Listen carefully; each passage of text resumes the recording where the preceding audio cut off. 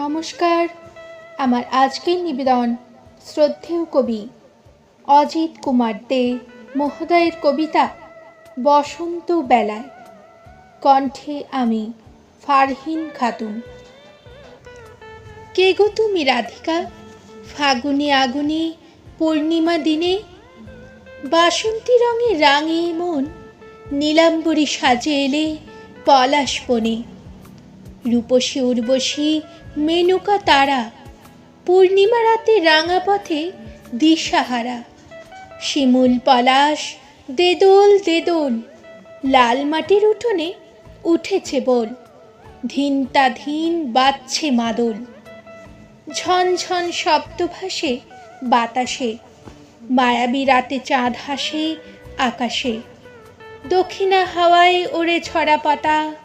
বসন্ত উৎসবে রঙিন শব্দের কবিতা।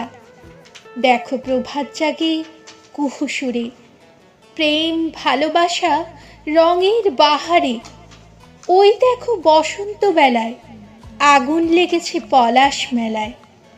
কেন তুমি একলা বসে নিরালায়? আবিরের রঙে রাঙাও দুহাত, মুছে যাক যত অভিমান রাত। হৃদয় দোলায় বাজুক বীণার টান, এসো গাইব মোরা মিলনের গান। এসো গাইব মোরা মিলনের গান।